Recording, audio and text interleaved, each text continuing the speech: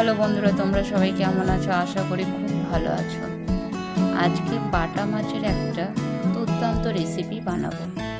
তার জন্য বাজার থেকে টাটকা তাজা মাছ কিনে এনেছি। এরপরে মাছগুলো ভালো করে বেছে ধুয়ে নেব। দেখতেই পাচ্ছেন আমি কাঁচির সাহায্যে মাছগুলো বাছতে শুরু করেছি।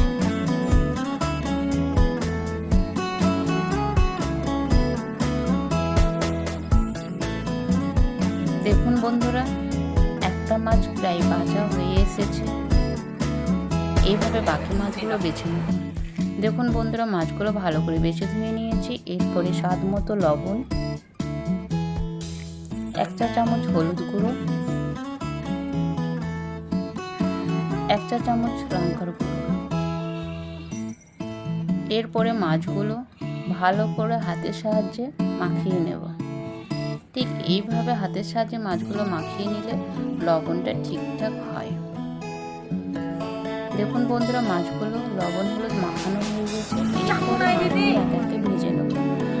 আমার ভিডিও যদি ভালো লেগে থাকে তোমাদের, অবশ্যই চ্যানেলটিকে সাবস্ক্রাইব করবে, পাশে থাকা বেল আইকনটি প্রেস করবে, কমেন্টে অবশ্যই জানাবে। দেখুন বন্ধুরা, মাছগুলো ভাজা হয়ে গেছে। এরপরে কালো জিরে ফোড়ন, কাঁচা লঙ্কা, আলু, পেঁয়াজ কুচি দিয়ে ভালো করে নাড়াচাড়া করে ভেজে নেব। এরপরে দিয়ে দেবো টমেটো কুচি। আবারও ভালো করে নাড়াচাড়া করে নেব। স্বাদ মতো লবণ, 1/2 চামচ হলুদ গুঁড়ো, জিরে গুঁড়ো, লঙ্কা গুঁড়ো, ভালো করে নাড়াচাড়া করে নেব সামান্য জল দিয়ে। দেখুন বন্ধুরা, প্রায় কষানো হয়ে গেছে। এরপরে পরিমাণ মতো জল দিয়ে ফুটিয়ে নেব। জল ফুটে গেছে। এরপরে মাছগুলো দিয়ে